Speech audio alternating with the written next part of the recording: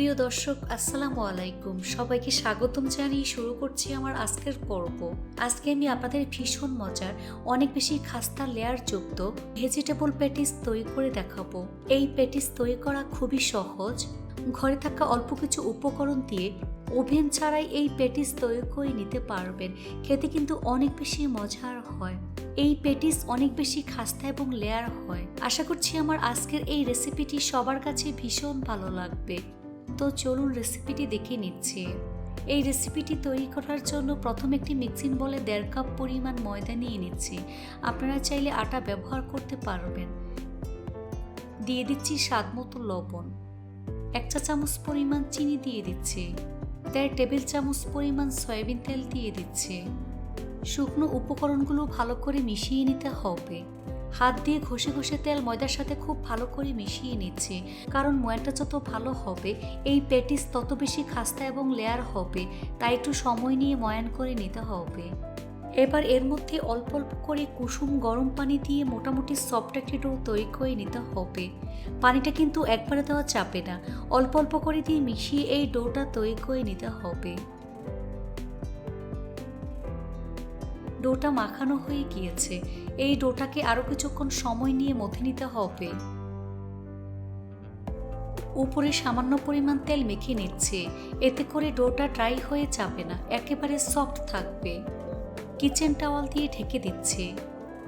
তারপর ঢাকনা দিয়ে ঢেকে রেখে দেব প্রায় 20 মিনিটের মতো। এই ফাঁকে চুলা একটি ফ্রাই প্যান বসিয়ে এর মধ্যে 2 টেবিল চামচ পরিমাণ সয়াবিন তেল দিয়ে দিচ্ছে। তেল গরম হয়ে আসলে এর মধ্যে 1/4 কাপ পরিমাণ পেঁয়াজ কুচি দিয়ে দেব, 1 চা চামচ পরিমাণ আদা কুচি দিয়ে দেব। এবার পেঁয়াজটাকে কিছুক্ষণ ভেজে নিতে হবে, তবে খুব বেশি ভাজতে হবে না, পেঁয়াজ নরম হওয়া পর্যন্ত ভাজলেই হবে। তারপর দিয়ে দিচ্ছি 2 থেকে 3টি কাঁচামরিচ কুচি, 1/4 কাপ পরিমাণ মটরশুঁটি দিয়ে দিচ্ছি, 1/4 কাপ পরিমাণ বরবটি দিয়ে দেব, সাথে 1 কাপ পরিমাণ বাঁধাকপি কুচি। এবার সবকিছু একসাথে খুব ভালো করে মিশিয়ে এভাবে 8 থেকে 10 মিনিটের মতো ভেজে নিতে হবে, আর চুলার আঁচ মিডিয়ামে থাকবে।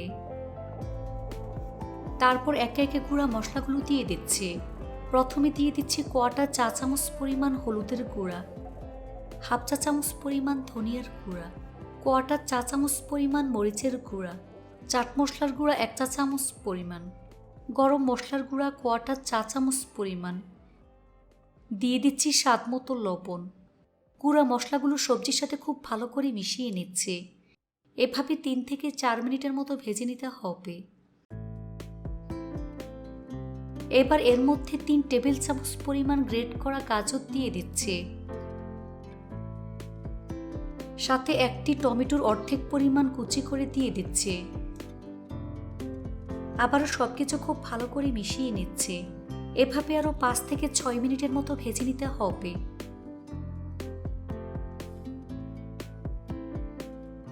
এই তো সবজির পুরো আমার রান্না হয়ে গিয়েছে।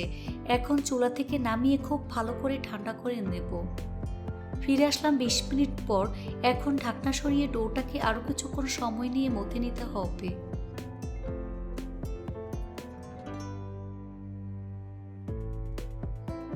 এবার ডোটাকে বোর্ডের উপর নিয়ে হাত দিয়ে চেপে চ্যাপ্টা করে নিচ্ছে। তারপর ছুরি দিয়ে সমান 6 ভাগে ভাগ করে নিতে হবে।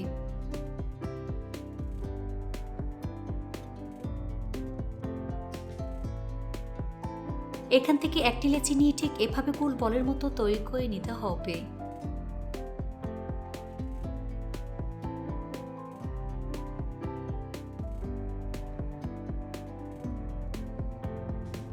এই তো গোল বলের মতো আমি তৈরি করে নিয়েছি।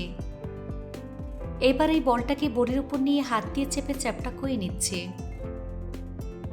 উপরে সামান্য পরিমাণ ময়দা ছিটিয়ে বেলুন দিয়ে পেলে পাতলা বড় একটি রুটি আমি তৈরি করে নেব। রুটিটাকে যতটা সম্ভব পাতলা বড় করে বেলতে হবে।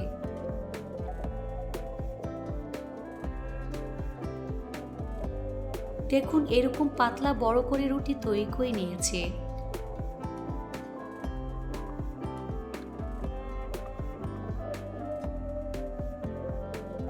এবার রুটির উপর সামান্য পরিমাণ তেল ব্রাশ করে নিচ্ছে।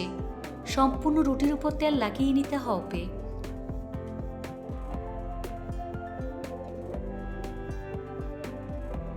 রুটির উপর সামান্য পরিমাণ ময়দা ছড়িয়ে দিচ্ছি।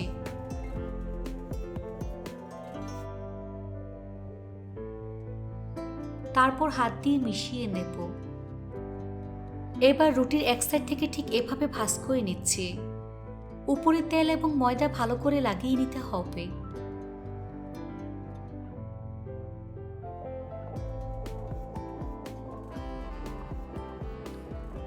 এবার এক সাইড থেকে ঠিক এভাবে আমি ভাঁজ করে নেব।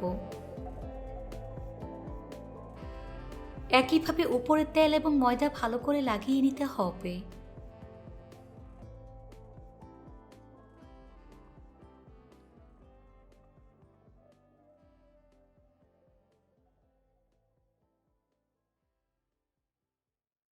তারপর আবারও ভাঁজ করে নিচ্ছে। হাত দিয়ে খুব ভালো করে সেট করে দিতে হবে।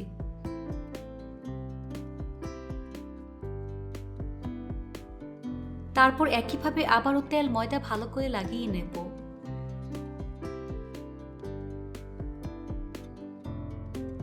এবারের এক সাইডে পানি লাগিয়ে নিচ্ছি। এক সাইড থেকে ঠিক এভাবে ফোল্ড করে রুলের মতো তৈরি করে নিতে হবে। হাত দিয়ে এভাবে একটু বেলে নিচ্ছে।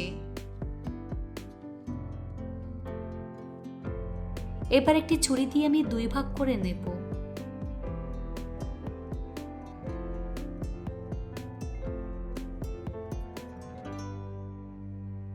এবার এখান থেকে একটি লেচি নিয়ে আলতোভাবে চেপে চ্যাপ্টা করে নিচ্ছে।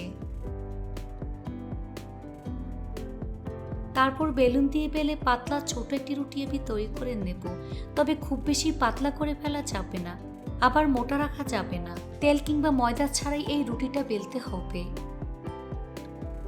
এবার ছুরি দিয়ে চারপাশ কেটে সমান করে নিচ্ছে, অর্থাৎ স্কোয়ার শেপ দিয়ে কেটে নিয়েছে।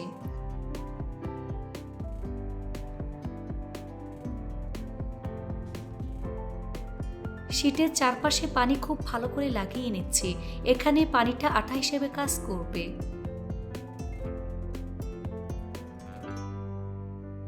এবার শীটের মধ্যে পরিমাণ মতো সবজির পুর দিয়ে দিচ্ছে। তারপর ফোল্ড করে নিতে হবে। হাত দিয়ে খুব ভালো করে চেপে সিল করে দিচ্ছে। চামচ দিয়ে চেপে ডিজাইন করে নিচ্ছি। এতে করে দেখতে যেমন সুন্দর লাগবে, ফুলে যাওয়ার ভয় থাকবে না।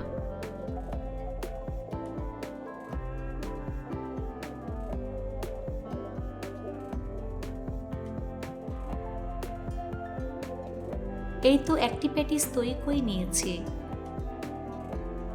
সবগুলো প্যাটিস একইভাবে আমি তৈরি করে নিয়েছি। এবার প্যাটিসগুলো ভাজার পালা।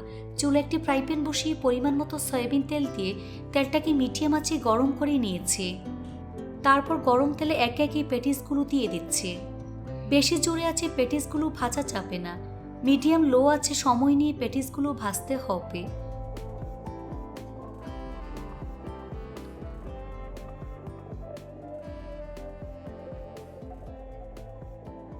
নিচের পাশ হালকা ভাজা হয়ে আসলে প্যাটিসগুলোকে উল্টে দিচ্ছি। এভাবে কিছুক্ষণ পর পর উল্টে পাল্টে গোল্ডেন ব্রাউন কালার এবং ক্রিস্পি করে ভেজে নিতে হবে।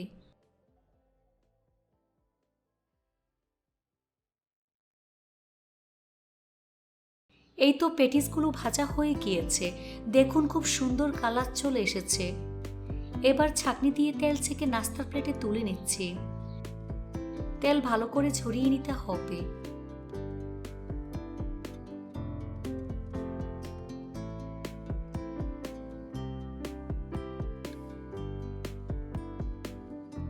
তারপর পরিবেশন করে আপনাদের দেখিয়ে দিচ্ছি।